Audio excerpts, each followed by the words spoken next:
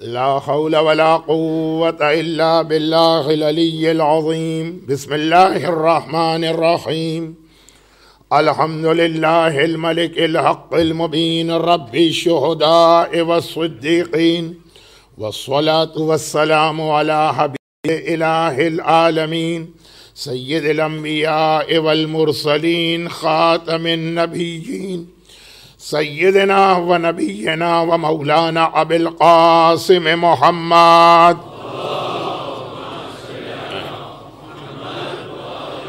وآله الطيبين الطاهرين المعصومين المظلومين المنتجبين الميامين، سيما على بقية الله في الأراضين وحجته على العالمين الإمام المنتظر والحجة الثاني عشر، اللهم عجل له الفرج ولعنة الله على أعدائهم أجمعين.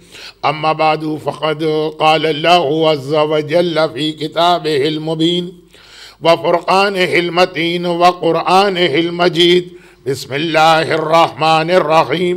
واتقوا فتنة لا تصيبن الذين ظلموا منكم خاصة. وقال: أحسب الناس أن يتركوا أن يقولوا آمنا وهم لا يفتنون.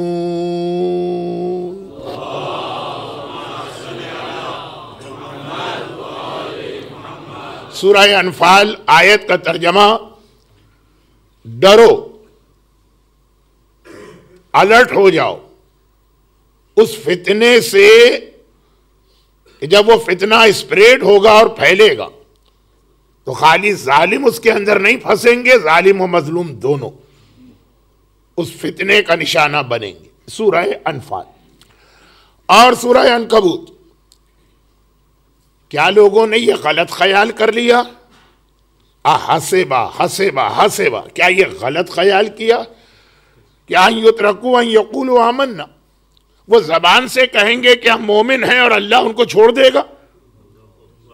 وَهُمْ لَا يُفْتَنُونَ، اور کیا اللہ ان کو فتنے میں نہیں ڈالے گا، یعنی ان کا ٹرائل نہیں کرے گا؟ وَلَقَدْ فَتَنَّ الَّذِينَ مِن قَبْلِهِمْ، یہ ہو ہی نہیں سکتا. جو اپنے آپ کو مومن کہے گا اسے ایک امتحان، ایک آزمائش، ایک ٹرائل سے گزرنا ہے، کیونکہ لَقَدْ فَتَنَّ الَّذِينَ مِن قَبْلِهِمْ، اللہ نے تم سے پہلے بھی ہر قوم کا امتحان لیا. فَلَيَعْلَمَنَّ اللَّهُ الَّذِينَ صَدَقُوا وَلَيَعْلَمَنَّ الْكَاذِبِينَ، تاکہ اللہ کو یہ معلوم ہو جائے کہ سچا مومن کون ہے، جھوٹا مومن کون ہے.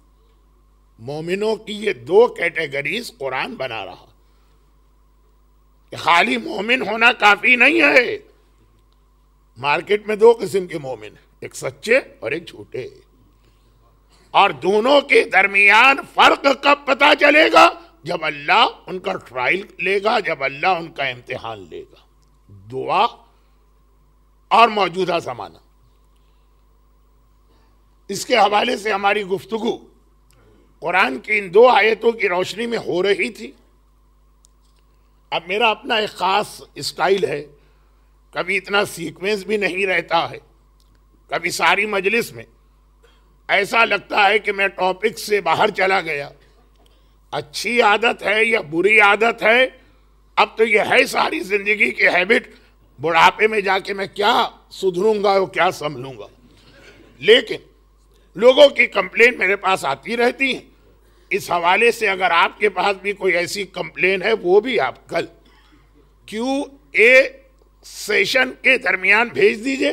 اگر ضرورت ہوئی تو میں وہاں پہ وضاحت کر دوں گا. یہاں پہ مجلس کا وقت اتنا کم محسوس ہوتا کہ میں اس کی تفصیل میں نہیں جا رہا. صرف ایک بات یہ بتانا کہ کل جو روایت میں نے پڑھی، اس روایت کا ایک حصہ اور سن لیجئے. آلدو جس پرپس کے لیے روایت پڑھی گئی تھی، تو جہاں تک روایت پڑھی گئی بادشاہ کو معاف کر دیا گیا، جج یا قاضی کو معاف کر دیا گیا، اپنے شوہر کو معاف کر دیا، اس مونک یا راہب کو معاف کر دیا. اور یہ سب بڑی بڑی غلطیاں کر چکے ہیں لیکن معاف کر دیا. ہاں، اس انسان کو جس نے احسان کو بھلا دیا تھا اسے معاف نہیں کیا گیا کہ ہر گناہ کی معافی ہے، احسان فراموشی کی معافی نہیں۔ یہاں تک بات مجھے یہی میسج دینا تھا کیونکہ میرے اپنے ٹاپک سے ریلیٹڈ یہی بات۔ اس کے بعد روایت میں صرف ایک جملہ اور بعض علماء کہتے ہیں کہ یہاں سے اسلام کی ایک خاص قسم کی طلاق، اس کی ہسٹری وہاں سے شروع ہوئی، چونکہ کرنٹ ایشوز میں خالی ہمیں پولیٹیکل ایشوز کو نہیں دیکھنا، اس پہ بھی بات کریں گے میڈل ایسٹ میں کیا ہو رہا، اور خالی اکنامیکل ایشوز کو نہیں دیکھنا کہ آج کل رزق حاصل کرنا اور اپنے گھر کو اپنے بجٹ میں رن کرنا کتنا مشکل ہو گیا، اس پہ بھی بات ہوگی۔ ساتھ میں ہمیں سوشل پرابلمز کو بھی دیکھنا، اور یہ سوشل پرابلم سے ریلیٹڈ یہ بات ہے۔ لیکن یہ جو ایک جملہ ہے یہ خالی فار انفارمیشن، اور وہ یہ کہ جب یہ سارا عذاب خدا کا مسئلہ حل ہو گیا تو پھر اس مومنہ نے اپنا انٹروڈکشن کرایا کہ میں ہوں کون۔ جب یہ انٹروڈکشن ہو گیا تو اب پہلی بات سامنے یہ آ گئی کہ شوہر، اس کا ہسبینڈ، وہ سامنے کھڑا ہو گیا کہ تم میری بیوی۔ اس نے کہا کہ میں تمہیں وہ ساری دولت دیتی ہوں، یعنی وہ پورا شپ جس میں ڈائمنڈ ہے، جس میں گولڈ، یہ لے جاؤ، اور اب مجھے تمہارے ساتھ نہیں رہنا ہے، مجھے آزاد کر دو، جس کو بہت ہی شارٹ میں اسلام میں خلا کہا جاتا۔ یہ طلاق کی ایک قسم ہے۔ شوہر اس پہ راضی ہو گیا، چنانچہ وہ دولت لے گیا اور اس عورت کو آزاد کر دیا، اور ساری زندگی اس نے یہاں گزاری۔ اب یہ ایک جملہ، اس کا میرے کسی بھی ٹاپک سے کوئی تعلق نہیں، لیکن صرف اس لیے کہ اتنی لمبی روایت کے آخر میں خلا کا ایک بیسک کنسپٹ ہمارے سامنے آیا قوم بنی اسرائیل سے۔ اب یہاں پہ یہ بات تو چھوڑ دیجئے کہ روایت کمپلیٹ ہوئی، ہمارے سبجیکٹ یا ٹاپک سے اس کا کیا تعلق ہے۔ یہ بات جو میں نے 2 دن پہلے کہی تھی، شب جمعہ روایت میں ایک لسٹ آئی ان گناہگار لوگوں کی جن کی دعا بھی اللہ قبول نہیں کرتا۔ الذنوب التی تنزل البلاء وتحبس الرزق وترد الدعاء۔ کچھ گناہ ایسے ہیں جس کے یہ 3 نتیجے نکلتے ہیں۔ نمبر 1، گھر میں بلائیں نازل ہوتی ہیں، بلا، آفت، ابتلا، امتحان، آزمائش۔ ایک پرابلم سالو نہیں ہوتا کہ دوسرا پرابلم ابھی سالو نہیں ہوتا کہ تیسرا پرابلم، اور روزی یعنی رزق اور دعا۔ یہ شب جمعہ بات ہو رہی تھی کچھ گناہ، ان میں ٹاپ آف دا لسٹ احسان فراموشی کا گناہ۔ اگر ہم پر کسی نے احسان کیا، نیک کام، تو اول تو قرآن ہمیں اصول دیتا ہے کہ هل جزاء الاحسان الا الاحسان، اس کے احسان کو ہمیشہ یاد رکھنا، اور خالی یاد نہیں رکھنا، only thank you is not enough. جتنی تمہاری کیپیسٹی ہے تمہیں اس کا بدلہ دینا۔ اب بہت ہی شارٹ ایک بات، حج پر جانے والے، عمرے پہ جانے والے، زیارت پر جانے والے، جو لوگ چلے گئے، لیکن باقی سارا مجمع بھی سال میں کبھی نہ کبھی زیارت پہ جائے گا، اور جا رہے ہیں لوگ۔ یہ ایک ذمہ داری ہے کہ جب یہاں پہ جاؤ تو اپنے والدین کو تو لوگ یاد کرتے ہیں، یہ مجھے معلوم ہے۔ حج اور عمرے پہ جانے والا ایک طواف اپنے والدین کے لیے ضرور کرتا، زیارت پہ جانے والا وہاں پہ اپنے والدین کا ذکر ضرور کرتا، لیکن ان موقعوں پر هل جزاء الاحسان الا الاحسان، ایک طواف، ایک زیارت، وہ جو امام نے ہی اصول بتایا کہ پوری ایک زیارت پڑھو اور اس کے بعد آخر میں کہو کہ خدا بندہ یہ زیارت میں نے فلاں کے لیے پڑھی۔ کون فلاں؟ صرف ایک جملہ، جس نے زندگی میں مجھ پر کبھی احسان کیا. اچھا یہ تو چونکہ احسان کی بات آ گئی تو میں نے ذکر کیا، لیکن اصل بات یہ کہ اگر آپ نے احسان بھلا دیا تو دعائیں کر کر کے آپ تھک گیا. اسٹرانگسٹ دعا جو اسلام میں وہ بھی آپ کی قبول نہیں ہوگی. یعنی آپ سے مطلب آپ لوگ نہیں ہیں، بلکہ یہ تو ایک اسٹائل ہوتا ہے اوریٹر کا ممبر سے، ہر وہ شخص. اور چلے کیا آپ ایک چھوٹی سی بات اور عرض کر دوں، جو کل میں نے ایک جملہ کہا تھا وہ بعد میں مزید نیکسٹ ویک آپ کے سامنے اور ڈیٹیل کے ساتھ آئے گا، لیکن اسی سے ریلیٹڈ ایک بات کہ احسان میں والدین آتے ہیں، ٹیچرز آتے ہیں، مشکلات میں جس نے آپ کا ہاتھ پکڑ کے نکالا وہ آتا ہے، کسی نے آپ کو بزنس سیٹ اپ کرنے میں ہیلپ کی وہ آتا ہے، کسی نے آپ کو جاب دلوا دیا وہ آتا ہے، کسی نے آپ کو اسکالرشپ دلوائی جس کی بنا پر آپ نے پروفیشنل ڈگری لی وہ آتا ہے، کسی نے آپ کے لیے مثلا ویزے وغیرہ کا ارینجمنٹ کیا وہ آتا ہے، کسی نے شادی کے موقع پہ آپ کی ہیلپ کی وہ آتا ہے، کسی نے بیماری میں آپ کی مدد کی وہ آتا ہے. یہ احسان. مگر دینی اعتبار سے بھی احسان کرنے والوں کی ایک لسٹ ہے. مرجے کا ذکر تو کل آ گیا تھا، اور جیسا کہ میں نے کل بھی کہا اور آج بھی کہہ رہا ہوں کہ یہ ایک جملہ انف نہیں ہے مرجے کا حق ادا کرنے کے لیے. لیکن فی الحال ابھی 2-3 دن اب میں اس سبجیکٹ پہ بات نہیں کروں گا. مرجے کے علاوہ بھی بہت سارے ہمارے پاس ایسے علماء، مثلا یہ ہر سال میرے ساتھ ہوتا، اس لیے کہہ رہا ہوں جتنی بھی ہم زیارتیں کرتے ہیں اس وقت اس کا مین سورس ایک کتاب ہے مفاتیح الجنان. اب انگریزی میں کتابیں آ گئی ہیں، گجراتی میں کتابیں ہیں، اردو میں الگ سے کتابیں ہیں زیارت کی، مگر سب جو ہیں وہ شیخ عباس قمی کی مفاتیح الجنان کی مدد سے کمپائل کی گئی. ویسے تو زیارت کرنے والے خالی یہی کتاب اپنے ساتھ لے جاتے ہیں، لیکن ہو سکتا ہے کوئی کہے کہ بھئی میں تو فلاں انگلش کتاب لے کے گیا تھا. وہ جو انگلش کتاب کمپائل کی گئی ہے وہ کہاں سے کمپائل کی گئی ہے؟ 99% شیخ عباس قمی کی مفاتیح الجنان. زیارت کے علاوہ بھی پورے سال کے اعمال، رمضان کے اعمال، اتنی کتابیں آپ کو ہر مسجد امام باڑے میں ملیں گی. شیخ عباس قمی کی کتاب اس کا مین سورس ہے. خود شیخ عباس قمی نے بھی اپنے سے پرانے علماء کی کتابوں کی مدد سے اس کو کمپائل کیا. شیخ عباس قمی ایک نام یہ یاد رکھیے. اور پھر ان کے اپنے استاد مرزا حسین نوری، جنہوں نے ایک ایسا کیا کہیں گے ہم ڈیڈ مسئلہ، اسلام میں ایک سنت تھی جو ختم ہو گئی، مر گئی تھی، بھول گئے تھے لوگ. ہو سکتا ہے شروع میں ظالموں کی رکاوٹ کی وجہ سے بھول گئے ہوں، لیکن بعد میں جب ظالم نہیں بھی رہے تو جو چیز ایک بار سوسائٹی سے نکل جاتی ہے اس کا واپس آنا بہت مشکل ہوتا ہے.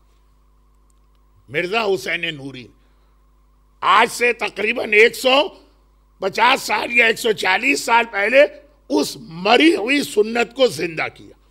یہ لفظ جو کہ روایت میں آیا کہ اگر کوئی مری ہوئی سنت کو زندہ کرے تو اس کو کتنا ثواب ملتا.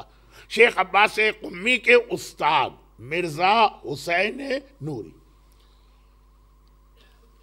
اور وہ کیا سنت تھی؟ وہ ہے نجف سے کربلا 40 کے موقع پہ واک کرنا یا پیدل جانا. یقیناً امام نے اپنے زمانے میں اس پیدل یا واکنگ زیارت کی کتنی فضیلت و تاکید بتائی تھی. چونکہ آج کل یہ کتاب کامل الزیارات ہر زبان میں یعنی ہر لینگویج میں ٹرانسلیشن کی وجہ سے ہر آدمی کے ہاتھ میں ہے تو وہ حدیثیں بھی آپ اس میں پڑھ لیجئے گا. لیکن اسی زمانے میں ہی کربلا کی زیارت، پیدل زیارت ختم ہو گئی. اب کیا ریزن تھا؟ اتنی ہسٹری بیان کرنے کا ٹائم بھی نہیں ہے اور شاید ضرورت بھی نہیں. تقریباً 1000 سال ایسے گزرے کہ پیدل زیارت جیسی اہم عبادت اور ظالم بھی نہیں رہے اس کو روکنے والے. یہ تقریباً آلموسٹ ڈیڈ تھی. مرزا حسین نوری نے یہ سلسلہ دوبارہ شروع کیا. باقاعدہ پہلا گروپ بنا کر نجف سے کربلا 40 کی زیارت کے لیے یہ چلے تھے اور جب تک زندہ رہے اس پہ عمل کرتے رہے. اب پیغمبر کی وہ حدیث کہ جس نے معاشرے میں، سوسائٹی میں، کمیونٹی میں کوئی اچھی چیز شروع کی، قیامت تک جو لوگ عمل کرتے رہیں گے وہ سب کا ٹوٹل ثواب اس پہلے آدمی کو بھی ملے گا. پیدل زیارت پر ہم جا رہے ہیں، ہمارا ثواب پورا پورا ہم کو ملے گا اور اتنا ہی ثواب مرزا حسین نوری کے نامہ اعمال میں بھی لکھا جائے گا. اب اگر 1 ملین، اب اگر 5 ملین، اب اگر 10 ملین، اب اگر 20 ملین، میں اس بحث میں نہیں پڑتا کہ کتنے لوگ پیدل زیارت کے لیے جاتے ہیں، لیکن جتنے بھی ہیں 5 ملین سے کم تو کسی نے نہیں کہا. 5 ملین سے لے کے 20 ملین تک سب کو الگ الگ ثواب مل رہا اور یہ پورا ثواب مل کر مرزا حسین نوری کے نامہ اعمال میں لکھا جا رہا، کیونکہ پیغمبر کی حدیث دونوں طرف سے. اور اگر کوئی کمیونٹی یا سوسائٹی میں کوئی برائی لے کے آتا ہے تو قیامت تک جو لوگ اس برائی پہ عمل کریں گے ان سب کا گناہ ملا کر اس آدمی کے نامہ اعمال میں لکھا جائے گا. اور وہ بھی بہت ہمارے یہاں آ رہی ہیں آج کل. پتہ نہیں کون آدمی تھا جس نے پہلی بار داڑھی کو شیو کیا ہمارے درمیان. عالم اسلام میں تو یزید کا باپ معاویہ پہلا آدمی تھا، لیکن صاحبان ایمان کے درمیان پتہ نہیں وہ کون سی مومنہ تھی جنہوں نے پہلی مرتبہ بے حجابی کو اختیار کیا ہمارے درمیان. پتہ نہیں وہ کون صاحب تھے جن کی شادی میں پہلی مرتبہ ویڈیو ریکارڈنگ ہوئی اس حالت میں جو اسلام میں حرام ہے. بہرحال وہ جو بھی ہو، آج تک جتنی شادیاں ہیں نا سب کا گناہ ان کے نامہ اعمال میں جا رہا ہے. وہ ایک الگ موضوع ہے، شاید بات ہو شاید نہ ہو. ابھی بات ہے نیکیوں کی. مرزا حسین نوری، اچھا اب یہ مرزا حسین نوری نے تو پیدل زیارت کرنے والوں کا ثواب لیا اور جو لوگ پیدل زیارت کرتے ہیں وہ بھی، اور جو پیدل زیارت نہیں کرتے ہیں کسی وجہ سے وہ بھی. ان سب کا ثواب کس کو مل رہا ہے؟ جابر ابن عبداللہ انصاری کو. وہ پہلا زائر جو کربلا کے واقعے کے بعد امام مظلوم کی قبر کی زیارت کو آیا، جابر ابن عبداللہ انصاری. اس دن سے لے کے آج تک، آج سے لے کے قیامت تک جتنے بھی صاحبان ایمان، بلکہ حسین کے روضے کی زیارت کو تو غیر مومن بھی جاتے ہیں بلکہ غیر مسلم بھی جاتے ہیں، ان سب کا ثواب جابر ابن عبداللہ انصاری کے نامہ اعمال میں ہے.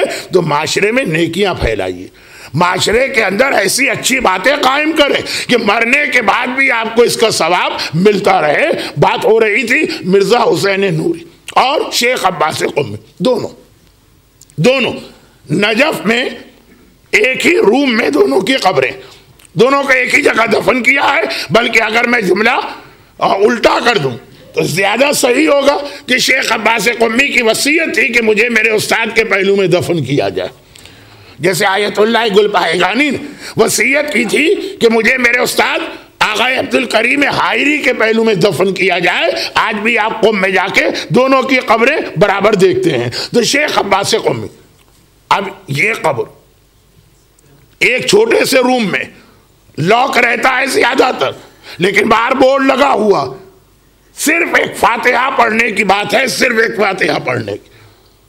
جو قافلے میرے ساتھ جاتے ہیں میں ان کو لے جاتا ہوں. مجھے باب قبلہ ہے، قبلے کی ڈائریکشن، اس دروازے سے انٹر ہوئے رائٹ سائڈ پہ تیسرا روم، صرف ایک فاتحہ پڑھ لیجئے. یہاں پہ یہ 2 ایسے علماء دفن ہیں جن کا تعلق اس زیارت کے انسٹیٹیوشن سے ہے کہ ان کی کتاب کی مدد سے آپ زیارتیں پڑھ رہے ہیں اور ایک کی وجہ سے پیدل زیارت ہو رہی ہے، ایک فاتحہ. لوگ کہتے ہیں مولانا وقت نہیں ہے، ہم تو آئے ہیں امام علی کی زیارت کے لیے. اس میں کیا شک ہے، کیا شک ہے؟ لیکن یہ امام علی کے غلام، بہرحال امام علی کی زیارت کر کے ایک فاتحہ رک کے تو پڑھی جا سکتی ہے، اس کے لیے لوگ تیار نہیں ہوتے. تو وہی بات احسان فراموشی، اس کو ہم ڈائریکٹ احسان فراموشی نہیں کہیں گے، یہ اس گناہ کی کیٹیگری میں نہیں آتا، لیکن کم از کم وہ بیج زمین میں بو دیے گئے کہ جس نے تمہارے ساتھ اچھا سلوک کیا اس کو اگنور کرنا، اسے نظر انداز کرنا. یہی چیز جب آگے بڑھتی ہے تو آدمی والدین کا حق ادا نہیں کرتا اور احسان فراموش. مگر مگر ہمارا سبجیکٹ دعا ہے. اور یہ جو بات میں نے ابھی کہی اور احسان فراموش دونوں کو ملاتا ہوں ایک بہت ہی چھوٹے سے واقعے کی مدد سے. امام علی کے روضے کی زیارت کو گئے. امام علی کے روضے کی زیارت کس کا دل چاہتا ہے کہ کہیں اور اپنی توجہ مبذول کرائے، مگر اتنے مجتہدین وہاں دفن، ان کا بھی ایک حق ہے. ٹھیک ہے، ہم یہ نہیں کہتے کہ امام علی کی زیارت کم کر دیجئے، امام علی کی زیارت نہ کیجئے، امام علی کو چھوڑ کے یہاں پہ آئیے، لیکن جب امام علی کی زیارت سے آپ فارغ ہو جائیں تو صحن میں بیٹھ کر غیبتیں کرنے اور گپ شپ کے بدلے میں اگر ایک ایک کمرے میں جس کے بارے میں آپ کو علم ہے، بھئی مرحوم آغا خوئی کی قبر کی زیارت لوگ کر لیتے ہیں، امام خمینی کے شہید بیٹے مصطفیٰ خمینی کی قبر پہ لوگ پہنچ جاتے ہیں، مقدس اردبیلی اور علامہ ہلی وہاں چلیں عورتیں نہیں جا سکتی ہیں لیکن مرد تو پہنچ جاتے ہیں، مگر اس کے علاوہ بھی اتنے سارے، ایک فاتحہ ایک مرتبہ جا کے ان کو یاد کر لینا. اب آئیے ایک بہت چھوٹا سا واقعہ جو میں اکثر پڑھتا ہوں لیکن چونکہ وہ دعا کے لیے بھی، یہ بار بار اس لیے کہہ رہا ہوں کہ ایسا نہ ہو کہ لائک یسٹرڈے آج کی مجلس میں بھی آپ کہیں کہ مولانا ہم تو ڈھونڈتے رہے کہ آپ کی تقریر میں آپ کا ٹاپک کہاں. کل چونکہ لفظ دعا میری زبان پر ہی نہیں آیا، لوگ ڈھونڈتے ہی رہے اس کے اندر اور تقریر ختم ہو گئی. آج یہ نہ ہو، یہ دعا کا ایک اصول میں دے رہا ہوں اور اس کے بعد پھر موجودہ زمانے میں دعا. اصول کیا ہے؟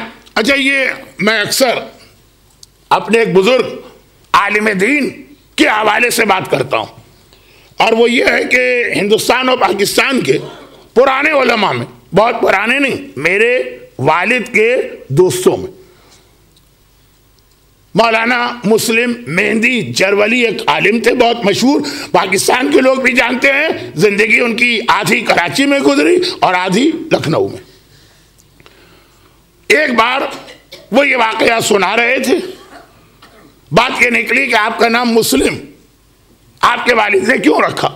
تو بتا یہ رہے تھے کہ میرے والد 1928-27 نجف اشرف کے حوزے میں تعلیم حاصل کر رہے ہیں. یہ واقعہ میں نے بہت پڑھا لیکن اسٹینمور میں نہیں، دوسری جگہوں پہ.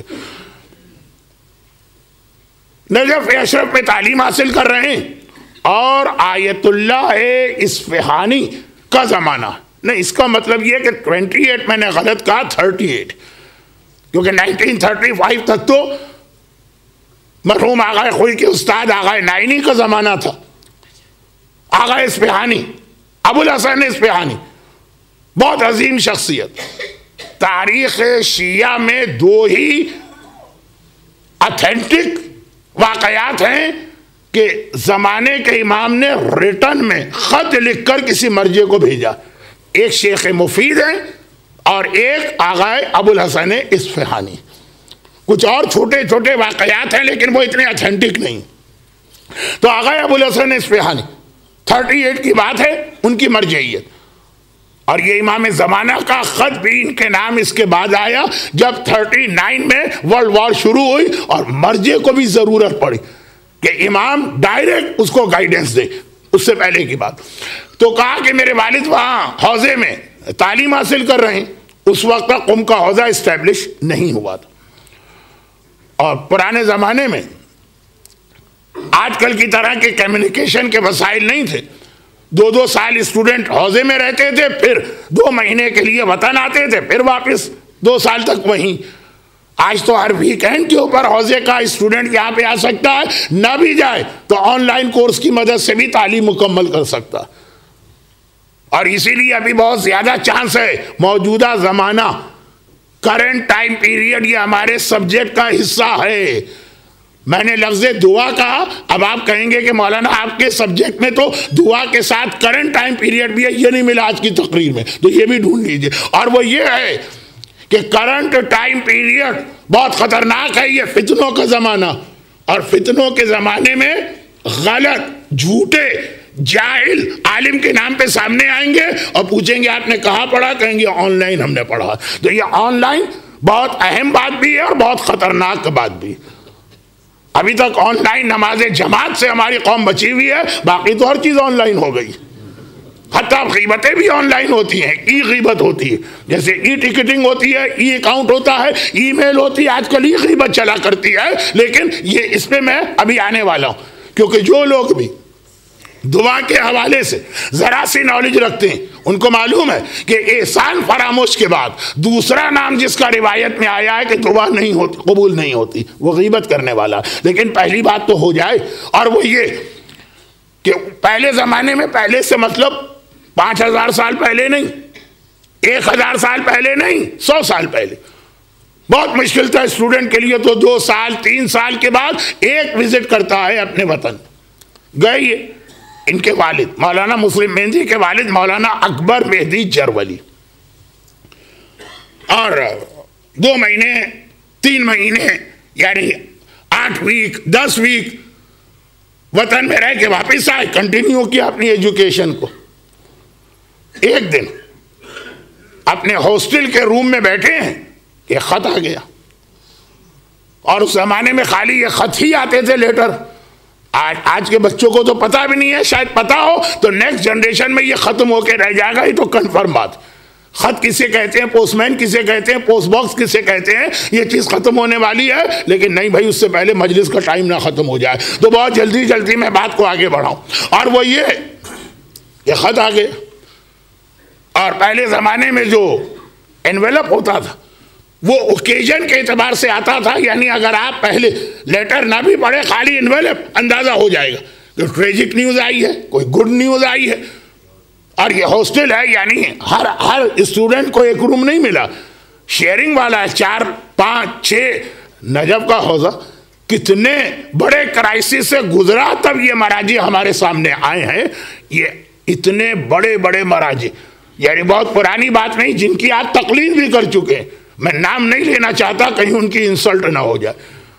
ان میں سے کتنے ایسے ہیں، یہ اتنے بڑے بڑے مراجع جن کی آپ نے تقلید کی ہے. آپ نے کھانے کو کچھ نہیں ہوتا تھا، سارا دن درس لے کے رات کے وقت شہر کے باہر اندھیرے میں جو کوڑا جہاں پھینکا جاتا ہے، یہ ٹریش، وہاں جا کے دیکھتے ہیں شاید کوئی چھوٹی سی روٹی، شاید پھل کا کوئی بچا ہوا ٹکڑا، شاید تربوز کا چھلکا مل جائے، اسی کو لا کے دھو کے رات کو کھاتے ہیں اور 24 گھنٹے ایجوکیشن حاصل کرتے ہیں. اور جب اپنی محنت کے اعتبار سے نائب امام بنتے ہیں تو ساری قوم غیبتیں اور تہمتیں اور الزامات کی بارش شروع کر دیتی ہے. لیکن اس پر تو مجھے آج بات ہی نہیں کرنا تھی. بات جو کرنا تھی وہ یہ کہ ایک روم میں 4 5 6 خط آیا. سارے ساتھیوں نے، 2 ایرانی ہیں تو 2 عرب ہیں تو 2 خلیجی ہیں، ایک بار خط سے دیکھ لیا کہ یہ تو کوئی ریڈ کلر کا ہوگا، پنک ہوگا، یہ ڈیٹیل چھوڑیے، اچھی نیوز ہے. انہوں نے خط کھولا، پڑھا. اب لیٹر تو ایک پرائیویٹ چیز ہے نا، انویلپ تو سب نے دیکھا، پڑھا، پڑھ کے ایک کونے میں رکھ دیا. اب جو ان کے ساتھی ہیں، کلاس فیلو یا جو کمرے کے اندر شیئرنگ کرنے والے، حج میں ہم لوگ 2 ویک ایک کمرے میں رہتے ہیں، خاص دوستی ڈیولپ ہو جاتی ہے. یہ تو 10 سال سے ایک کمرے میں. کہا بھائی کیا بات ہے، کوئی ایسی نیوز آئی ہے بہت اچھی، گڈ نیوز. کہا کہ ہاں گھر سے خط آیا ہے کہ تمہارے یہاں بیٹا ہوا ہے، مبارک ہو. یہ بیٹے کی مبارکباد. سب خوشی سے اچھل پڑے. یہ پہلا زمانہ جہاں اولاد جتنی زیادہ ہو والدین خوش ہوتے ہیں. آج کا زمانہ نہیں کہ ایک بھی بہت مشکل لگتی ہے، کسی طرح سے اس کا گلا دبا کے اس کو بھی ختم کر دیں. لیکن یہ بات ذرا سی ناگوار گزرے گی بعض خواتین کو، تو چھوڑ دیتا ہوں. میں آ جاتا ہوں اپنے موضوع پر. کہا کہ بھائی مبارک، مٹھائی مٹھائی مٹھائی. ہر چیز میں اس وقت مٹھائی مانگی جاتی تھی. اتنی ڈائبیٹک بھی اتنی زیادہ مشہور نہیں تھی. انہوں نے کہا مٹھائی کس بات کی؟ کہا خوشی کی خبر. کہا لیکن ایک ویک ٹھہر جاؤ، اس کے پیچھے دوسرا لیٹر آ رہا ہے، اس میں میرے بیٹے کی موت کی خبر ہوگی. تو مٹھائی کس بات کی؟ ارے یہ اتنے یقین کے ساتھ کیسے کہہ دیا؟ کہا کہ ہمارا کوئی پرابلم ہے میڈیکل کا. چنانچہ جب بھی اولاد ہوتی اس کے 1 ہفتے کے اندر اندر وہ بچہ مر جاتا. یہ ایک بیماری بھی ہوتی ہے، لیکن میرے پاس ٹائم نہیں ہے کہ میں اس کے لیے کچھ میڈیکل کے الفاظ استعمال کروں. مجمع میری بات سمجھ رہا ہے، اور جو نہیں سمجھ رہا ہے وہ دعا مانگ رہا ہے کہ جلدی سے یہ بات ختم ہو کے مولانا اصل ٹاپک پر آ جائیں. تو خلاصہ یہ کہ 1 ہفتے کے بعد خط آئے گا میرا بیٹا مر گیا. اب وہ سارے کے سارے عالم ہیں. چنانچہ کہا ایسا کیسے ہو سکتا؟ کہا کہ یہ پہلا کوئی تھوڑی 4 بیٹے اب تک مر چکے ہیں. چلو ہمارے ساتھ. ہم لوگ چلتے ہیں, مرجع وقت سے کانٹیکٹ کرتے ہیں, آیت اللہ عظما آغا ابو الحسن اصفہانی کے پاس پہنچے, بہت عظیم شخصیت. تو چین دیکھ لیجئے, ان کے بعد آغا بروجردی آئے. اس مجمع میں بھی ایسٹ افریقہ کے مومنین ایسے آئے جو آغا بروجردی کی تقلید کیے ہوئے ہیں, اور پھر آغا حکیم, پھر آغا خوئی, آغا سیستانی. تو بہت پرانی بات نہیں پہنچے. اور وہ پرانے زمانے میں مرجع سے ملاقات کرنا کتنا آسان تھا, کتنا ایزیلی مرجع ایکسیسیبل تھا. یہ تو خدا لعنت کرے اور نیست و نابود کرے ان ٹیررسٹ کو جس کی وجہ سے اتنے پرابلم بڑھ گئے. پہنچے اور کہا کہ سید یہ ہندی طالب علم, یہ اس کی کمپلین ہے, کوئی دعا ہے؟ تو انہوں نے وہ جملہ کہا جو میں نے شیخ عباس قمی اور مرزا حسین نوری اور شیخ مرتضی انصاری اور انٹرنیٹ پہ جائیے اور ایک بار سرچ کیجئے کہ نجف میں مولا کے روضے کے بالکل قریب کتنے بڑے بڑے علماء دفن ہیں. اکلیس صاحب کے پاس آ جائے, جو ان کے حوالے سے میں بات کر رہا ہوں. آغا ابو الحسن اصفہانی کے پاس یہ اسٹوڈنٹ پہنچے. اسٹوڈنٹ تو ہم حوضے کی ٹرمینالوجی میں کہہ رہے ہیں, ورنہ ان میں سے ہر ایک تقریباً مجتہد بننے کے قریب تھا, فل فلیج عالم. کہا یہ پرابلم. انہوں نے کہا کہ بس ایک کام کرو, اپنے اس بیٹے کا نام مسلم رکھ لو. اب حیران ہو کے پوچھا مسلم نام رکھے کیوں آخر؟ کہا سنو, ہمارے یہاں ہمیں اللہ نے اہل بیت اطہار جیسی شخصیتیں دی, اتنی عظیم, اتنی بڑی, اتنی نورانی. جیسے اس دن کے وقت جب سورج نکلتا تو اسٹارز اس وقت بھی آسمان پہ ہوتے ہیں, مگر سورج کی اپنی لائٹ اتنی کہ باقی اسٹار ہمیں نظر نہیں آتے, جبکہ ان کی بھی لائٹ ہے اور بہت زیادہ. کا اتنی بڑی شخصیتیں دی کہ ہم اس کی وجہ سے باقی پرسنالٹیز کی جانب توجہ نہیں دیتے, ورنہ اس خاندان میں بھی ایسی پرسنالٹیز ہیں کہ جن کا وسیلہ اور واسطہ دنیا کا ہر کام ہو سکتا ہے. جناب عباس کے لیے آپ جانتے ہیں, جناب ام البنین کے لیے ہماری عورتیں جانتی ہیں, جناب زینب کبریٰ کے روضے کی زیارت اور بینیفٹ لے کے آنے والے اس مجمع میں مجھے نظر آ رہے ہیں. انہی میں سے ایک نام مسلم کا. اللہ نے مسلم کے نام میں یہ خاصیت رکھی کہ اگر کوئی اپنے بچے کا نام مسلم رکھے گا تو وہ اولاد اس لیے زندہ رہے گی تاکہ باپ کا نام قیامت تک باقی رہے, اس کی نسل باقی رہے. مولانا فرماتے ہیں کہ میرے باپ نے میرا نام مسلم رکھا. اس وقت میں نیئرلی 70 ایئرس کا تمہارے سامنے بیٹھا ہوں. میرے 4 بڑے بھائی, میری 3 بڑی بہنیں, سب کے سب ود ان اے ویک مر چکے تھے, میں زندہ ہوں. یہ آغا ابو الحسن اصفہانی جو دعا بتائی وہ اپنی جگہ, یہ خود ایک عمل ہے, یہ خود ایک دعا. دیکھیں دعا خالی لمبی لمبی دعاؤں کا نام دعا نہیں ہے, ورنہ مولائے کائنات اس آدمی کو کنڈیم نہیں کرتے جو واقعہ مفاتیح الجناح کے اینڈ میں اپینڈکس بی میں لکھا. پہلی روایت دیکھا, بہت لمبی لمبی دعا ایک آدمی مانگ رہا, مولا قریب کھڑے رہے, اس کی دعائی ختم نہیں ہو رہی. جب دعا ختم ہوئی تو مولا نے کہا تیرا کیا خیال, کیا تو اللہ ایک لمبی دعا سننے والا ہے, چھوٹی دعا سننے والا؟ جتنی لمبی دعا تو نے کی وہی اللہ ہے, مختصر دعا بھی کرتا وہی قبول کرتا, بلکہ کبھی مختصر یعنی چھوٹی دعا پہلے قبول ہوتی ہے, بڑی دعا بعد میں قبول ہوتی. کہا مولا پھر آپ ایسی کوئی دعا بتائیے کہ میرے اتنے تو میرے پرابلم ہیں سارے اس کے اندر سالو ہو جائیں. مولا نے صرف 4 جملوں کی دعا بتائی. الحمدللہ علی کل حال واسألک الخیر وَأَعُوذُ بِكَ مِن كُلِّ شَرٍ وَأَسْتَغْفِرُكَ یا استغفر اللہ یا استغفرک من کل ذنب. خیر, تو خلاصہ یہ. اچھا اس میں بھی ایک اصول یاد رکھی, مولا نے بڑی دعا کے بارے میں جو کہا وہ صرف ایک وجہ, کنسنٹریشن. دعا میں اہم چیز ہے کنسنٹریشن. جتنی چھوٹی دعا ہوگی کنسنٹریشن کرنا آسان ہے, جتنی بڑی دعا ہوگی. پہلے تو لوگ کتاب سے پڑھتے, تو مجھے تو معلوم ہے حج میں بھی دعا شروع کر دی میں نے امام حسین کی, لوگ سمجھے کہ ہوگی کوئی 5 منٹ کی دعا. اب جو لمبی ہو گئی دعا, مولانا ختم ہی نہیں کر رہے, تو مجمع نظر آ رہا ہے, لوگ پیج پلٹ کے گن رہے ہیں کتنے پیج ابھی باقی ہیں. اب تو یہ سلائیڈ ولائیڈ آ جاتی ہے شاید جس میں پتہ بھی نہ چلے. تو خلاصہ یہ ہے کنسنٹریشن, وہ بہت اہم چیز ہے. تو مختصر اور شارٹ دعا, 2 بہت ہی امپورٹنٹ دعائیں بتا رہا ہوں. شارٹیسٹ اور اسٹرانگیسٹ، دو دعائیں. پہلی یونس نقاش کا واقعہ کیا، یہاں تو جناب مسلم ابن عقیل کا نام تھا، یونس نقاش کا واقعہ کیا ہے، شارٹیسٹ اور اسٹرانگیسٹ. یہ دعا یہی تو ہے نا کہ 10th امام کا صحابی ہے یونس، اور اس کا کام ہے نقاش. کیا انگریونگ کہتے ہیں کہ کیا کہتے ہیں، وہ جو عقیق پر، فیروزے پر، مختلف پریشیس اسٹونز کے اوپر نام لکھے جاتے ہیں، قرآن کی آیتیں لکھی جاتی ہیں، نعت علی لکھی جاتی ہے، بہت سارے چیزیں ہیں. یہ اس کا کام ہے. عقیق اس کو دیجئے، جو آپ کو لکھوانا ہے وہ لکھ کے آپ کو دے دے گا. جو انگریو کرتے ہیں غالباً، خیر میری انگریزی پہ بھروسہ نہ کیجیے گا، اردو پہ بھروسہ کیجیے. تو خلاصہ یہ ہے کہ اس کا کام ہی یہی.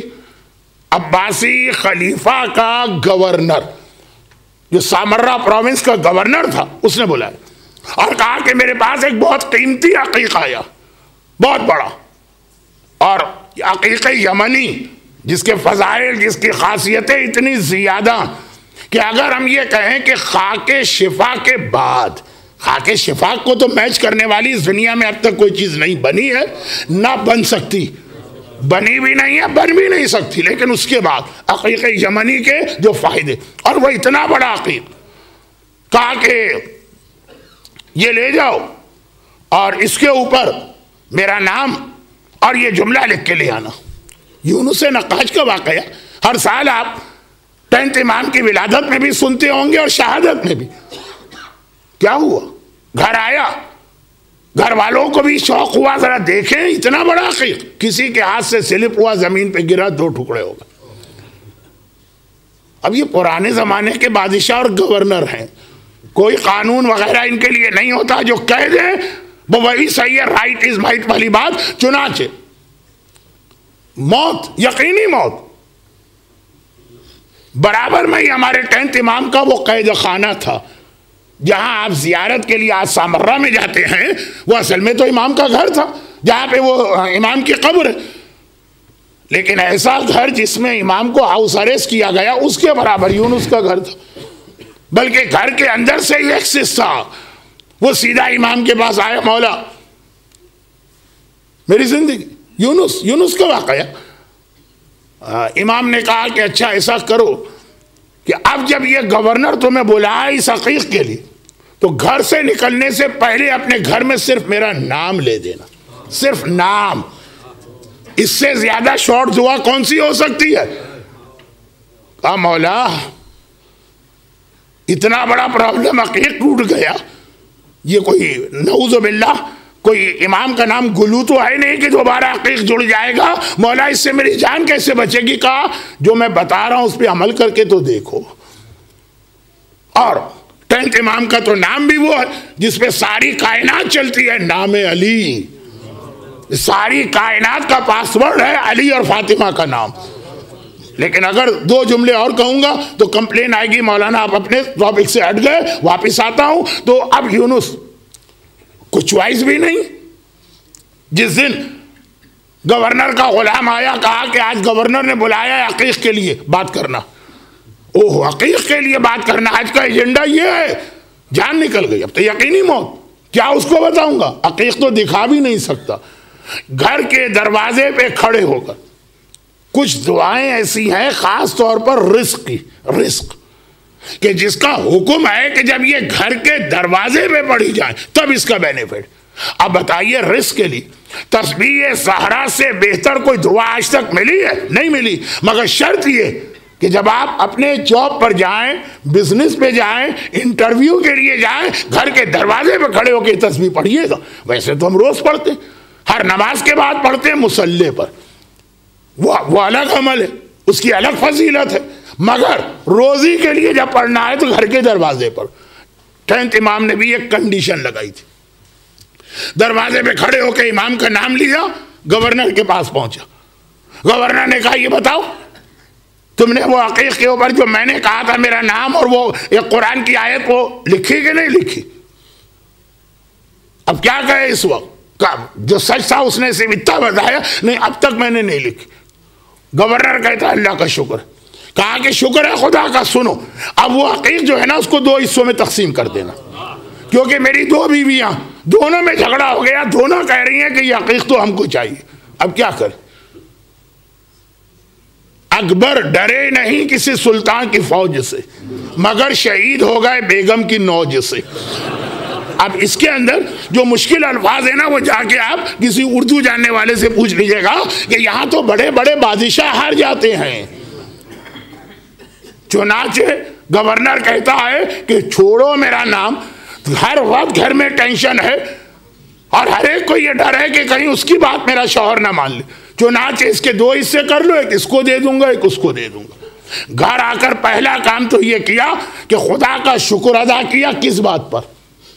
جان بچنے پہ نہیں، وہ بعد میں کیا کہ اللہ نے ہمیں ایسے ائمہ عطا کیے ہیں جن کے نام میں اتنی تاثیر ہے کہ کائنات کا نظام بدل جاتا ہے۔ الحمدللہ الذی جعلنا من المتمسکین بولایت علی و بولایت آل علی۔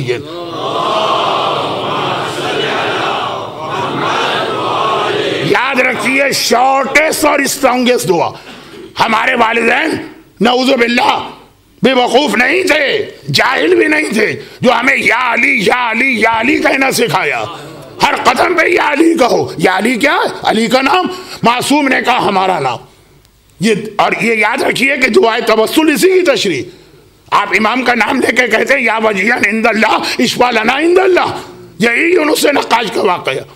شارٹیسٹ، اسمالسٹ، اسٹرانگسٹ، ایک تو دعا یہ، اور دوسری دعا وہ ذرا لمبی ہے لیکن ہے وہ بہرحال بہت شارٹ، ایک خاص وجہ سے لمبی ہو گئی۔ وہ یہ ہے کہ میں آپ سے ایک بڑا عجیب سوال کر رہا ہوں۔ آج ہمارا ٹاپک پہلا حصہ ہے دعا، دوسرا حصہ دور جدید میں۔ اس کے لیے صرف ایک جملہ کہتا ہوں، سمجھنے والے سمجھ جائیں گے، باقی لوگوں کو میں بعد میں سمجھاؤں گا۔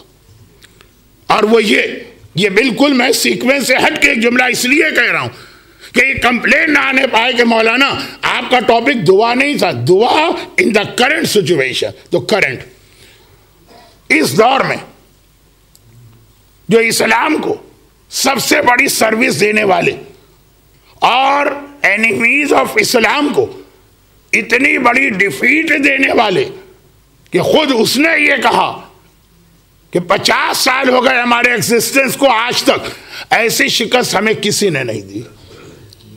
جب اس مجاہد کبیر سے یہ پوچھا گیا کہ آپ اس وقت یہ اسٹرگل کر رہے ہیں اتنی بڑی طاقت کے خلاف، ہم آپ کی کیا ہیلپ کریں؟ کیا جملہ تھا؟ ایک ہی تھا نا، دعائے جوشن صغیر، کبیر نہیں، دعائے جوشن صغیر ہمارے لیے پڑھا کرو۔ اس وقت جس جہاد میں ہم مصروف ہیں، ہماری کامیابی صرف یہ ہے کہ ہم خود دعائے جوشن صغیر پڑھ رہے ہیں اور تمہاری صرف یہ ہیلپ چاہیے اور کچھ نہیں۔ تو یہ کرنٹ سچویشن جو خود اس وقت اتنا بڑا دین خدا کو سروس دینے والا مجاہد کبیر ہے، اس نے بھی کہا یہ خالی اب ممبر کی زبانی بات نہیں ہے، میدان میں کوشش کرنے والا راہ خدا کا مجاہد کہہ رہا ہے دعا چاہیے۔ لیکن یہ آئے گا، پہلے یہ جو آج کی بات ہو جائے دعا کی، پھر موجودہ زمانے میں دعا۔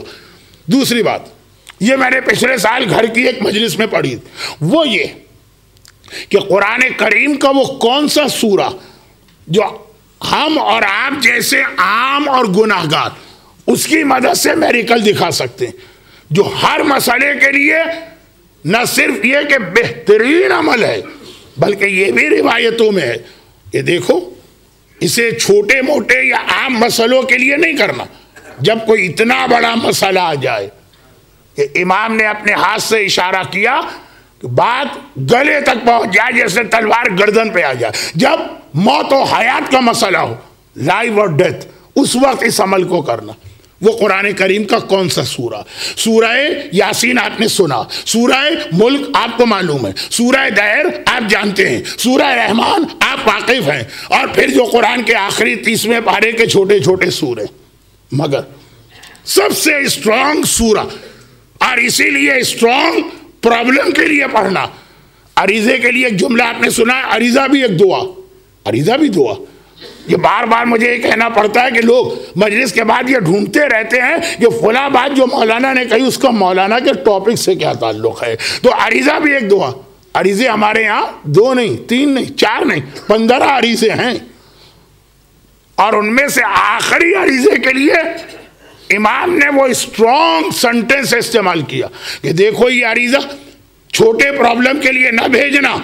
اگر کسی نے یہ عریضہ چھوٹے پرابلم کے لیے بھیجا تو قیامت کے دن میں اللہ کی بارگاہ میں اس کی شکایت کروں گا.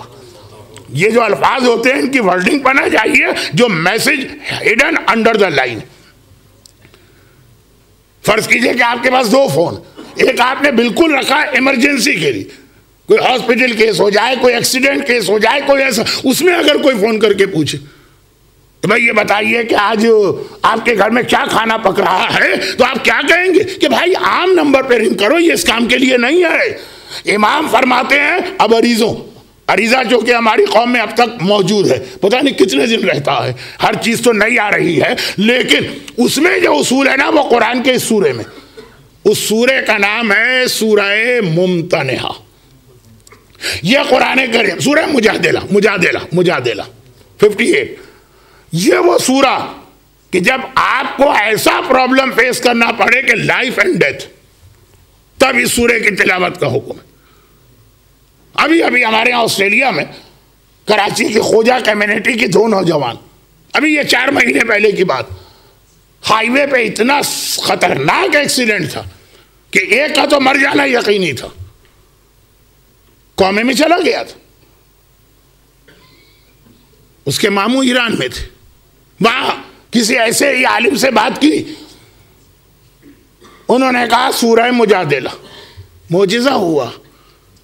وہ نوجوان ٹھیک ہے ابھی ریہیب میں ہے, لیکن ریہیب میں جا کر چل رہا ہے, پھر رہا ہے, باتیں کر رہا ہے, دنیا بھر کے موضوعات پہ ڈسکشن کر رہا ہے. کوئی ویل چیئر ٹائپ کا کیس نہیں ہے, کوئی ایسا نہیں ہے کہ جیسے اسٹروک کا مریض بول نہیں پاتا ہے, کسی وقت بھی باہر آنے والا.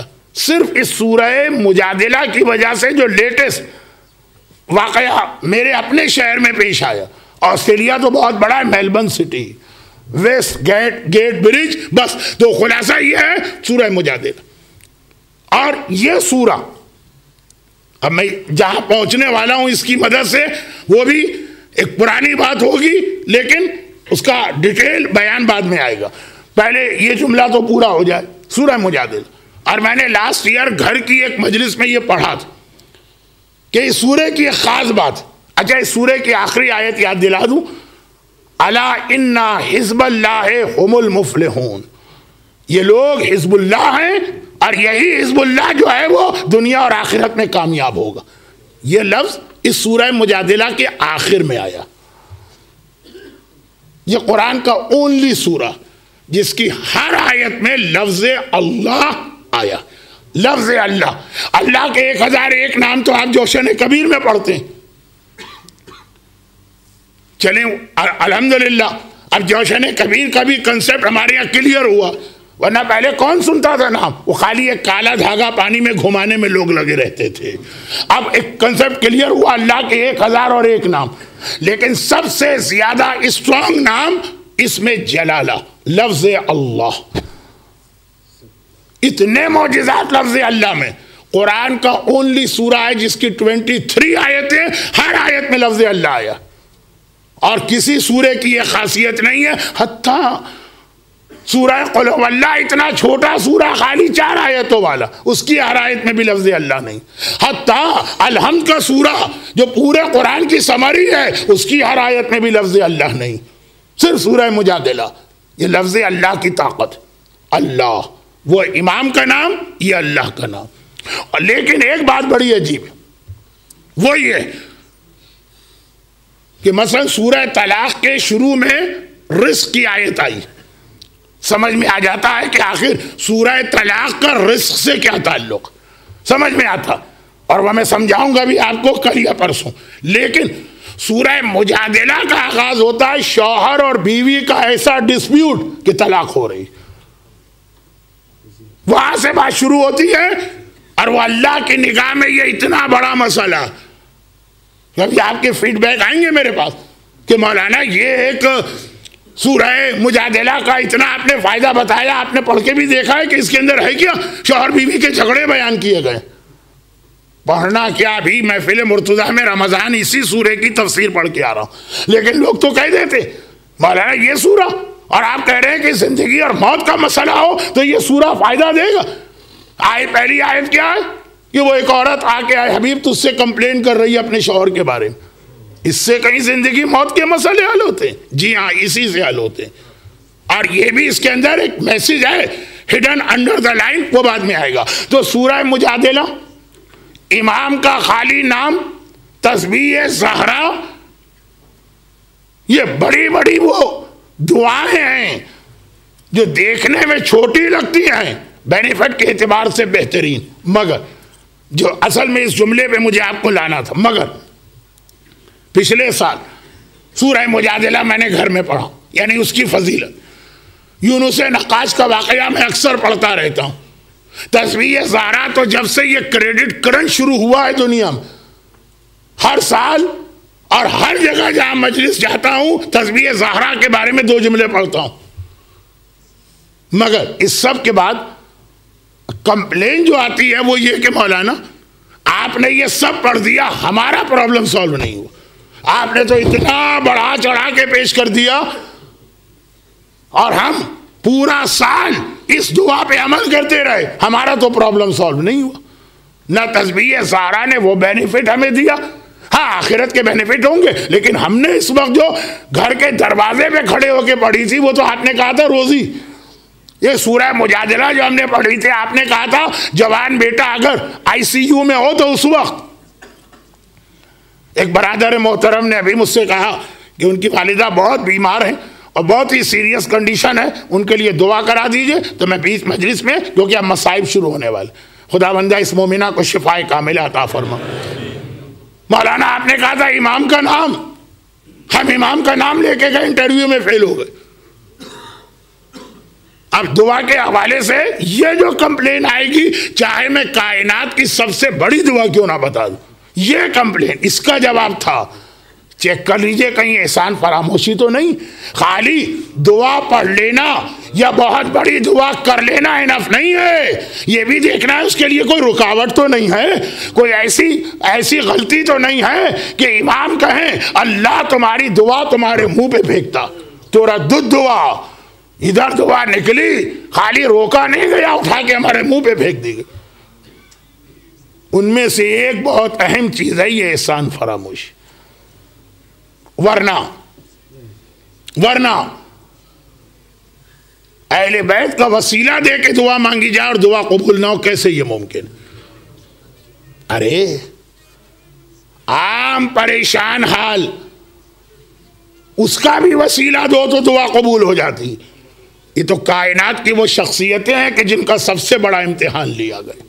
ہاں پھر سن لیجیے، دعا میں ایک تو یہ چیز ہے کہ پہلے چیک کر لیجیے، آپ نماز پڑھتے وقت چیک کرتے ہیں کہ نہیں قبلہ صحیح ہے کہ نہیں، کپڑے جو ہیں وہ پاک ہیں کہ نہیں، جسم پاک ہے کہ نہیں، وضو میں نے کیا ہے کہ نہیں کیا، ساری چیزیں چیک کی جاتی ہیں، پھر آدمی نماز پڑھتا۔ بھئی یہاں تو امام باڑا پتہ ہے قبلہ کدھر، آپ کسی اور کے گھر میں گئے، وقت نماز آیا، پہلا سوال کریں گے یہ تو بتاؤ قبلہ کدھر، یہ ساری چیزیں چیک ہوں گی، پھر آپ اللہ اکبر کہیں گے نا۔ دعا میں بھی ایسے ہی اصول کہ پہلے چیک کیجئے کوئی ایسی رکاوٹ تو نہیں ہے، پھر دعا کا فائدہ دیکھیے کتنے جلدی نکلتا۔ مگر پھر اس میں ایک اصول اور بھی، اور وہ یہ ہے، اب آج دعا ہو گئی، کل اگلا اسٹیپ آئے گا موجودہ زمانہ، اور پھر اس میں دعا کی اہمیت۔ لیکن ابھی آخری جملہ سن لیجیے، پھر یہ بھی ہے، دعا کا مطلب یہ ہے کہ آپ نے اپنی کوئی حاجت وہاں بھیجی۔ کوئی چیز بھیجوانے کے کئی طریقے ہیں،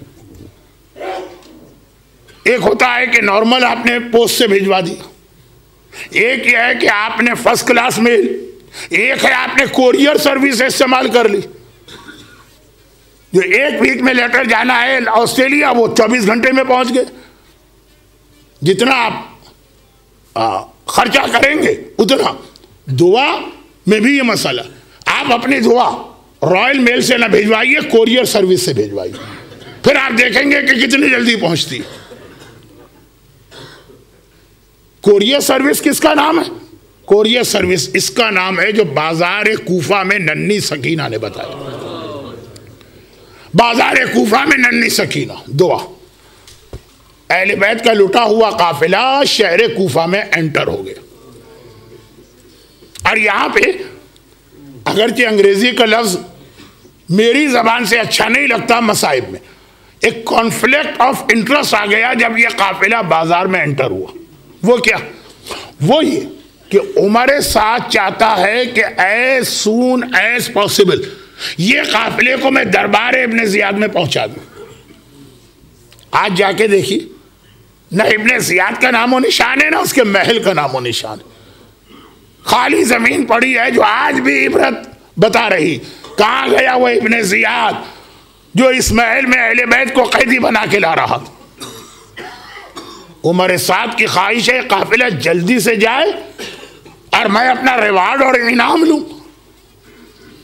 اور ابن زیاد کہتا ہے کہ قافلے کو جتنا ڈیلے کر کے لا سکتے ہو. تب ڈیلے کیسے کیا جائے؟ یہ قافلہ تو بازار میں انٹر ہو چکا، کہ وہیں روک دو. ابن زیاد یہ کیوں چاہتا؟ عمر سعد جلدی چاہتا ہے، سمجھ میں آ گیا، انعام لینا. ابن زیاد عجیب بے حیائی کا جواب دیتا، کہتا ہے کہ پسر سعد اس قافلے کو روک دو. دو ریزن. پہلا یہ کہ ابھی میں دربار کو ڈیکوریٹ کر رہا ہوں، ہماری ڈیکوریشن کمپلیٹ نہیں ہوئی. محمد کی نواسیاں چلتے سورج کے نیچے بے مقنا و چادر بے محمل و ہماری کے اونٹوں پہ بیٹھی رہے، پہلے ہمارا ڈیکوریشن کمپلیٹ ہونا. یہ جملہ بھی شاید برداشت ہو جائے. دوسرا ریزن کہتا کہ تم ایک قافلے کو ایک مرتبہ لے کے آ جاؤ گے، میرا دل ٹھنڈا نہیں ہوگا. میں چاہتا ہوں یہ اتنی دیر بازار میں کھڑی رہے کہ کوفے کا ہر بچہ محمد کی نواسیوں کا تماشا دیکھ لے. اتنی دیر کھڑا رکھو، ایک ایک مرد، ایک ایک عورت، ایک ایک بچہ محمد کی نواسیاں، علی اور فاطمہ کی بیٹیاں، ان کا تماشا دیکھ لے. روک دو قافلے کو. قافلہ روکا گئے. واحد موقع ہے جب آقا حسین نے معجزہ دکھایا، یعنی کٹے ہوئے سر نینو کے نیزہ پہ تلاوت شروع کی.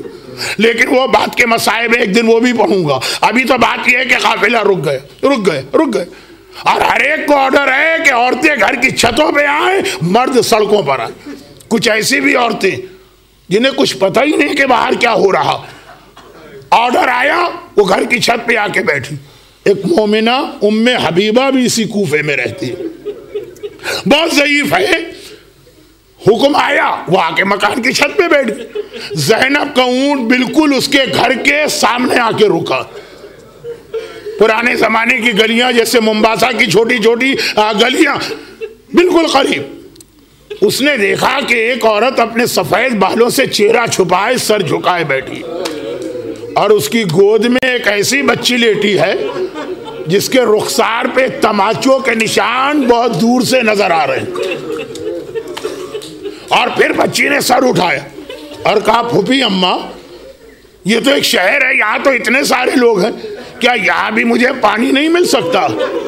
یہ بچی 3 دن کی پیاسی نہیں ہے. یہ جو 7 محرم سے پیاس شروع ہوئی، یہ پیاس کوفے میں بھی آئی، یہ پیاس شام کے قید خانے تک گئی. پھوپھی اماں کیا یہاں بھی مجھے پانی نہیں مل سکتا؟ اب زینب تو کیا جواب دیں؟ ام حبیبہ ایک مومنہ یہ جملہ سنا تڑپ اٹھی. 4 سال کی بچی اتنی پیاسی ہے، ایک بار دوڑ کے جاتی ہے، پانی کا کوزہ لے کے آئی، ہاتھ آگے بڑھایا، لے بچی یہ پانی میں تجھے دیتی ہوں. دیکھ پانی پینے کے بعد میرے لیے 2 دعائیں کرنا، کیونکہ میں نے سنا ہے خدا تم جیسے یتیم اور قیدیوں کی دعا بہت جلد پوری کرتا. بس جیسے ہی یہ جملہ سننا تھا، سکینہ کے ہاتھ میں پانی آ گیا. عربی میں ایک لفظ ہے التحاب. التحاب کا مطلب یہ ہے کہ پیاسے کو پانی دے، پانی دیکھ کر پیاس خود بخود بڑھ جاتی ہے. ہاتھ میں پانی آ گیا. بہت کم سن ہے سکینہ، بہت پیاسی ہے سکینہ، لیکن مشکل کشا حیدر کرار کی پوتی ہے. ایک بار پانی کو اپنے ہونٹوں سے دور کر دیا.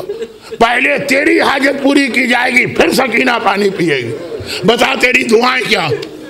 کہا کہ اصلی دعا تو ایک ہی ہے، مگر تجھے دیکھ کر ایک اور دعا بھی ابھی میرے ذہن میں آئی ہے، یہ دعا کر دے، خدا میرے بچوں کو تیری طرح سے یتیم و قیدی نہ بنا۔ بس ایک بار ننھی سکینہ نے ہاتھ جوڑے آسمان کو دیکھا، خدا بندہ میرے بابا کے کٹے سر کا واسطہ، میرے چچا کے کٹے ہوئے بازوؤں کا واسطہ، میرے بھائی کے چھدے ہوئے گلے کا واسطہ، جو یتیمی اور قید سکینہ پہ آئی ہے، اس مومنہ کے بچے محفوظ رہیں۔ اور دوسری دعا کیا؟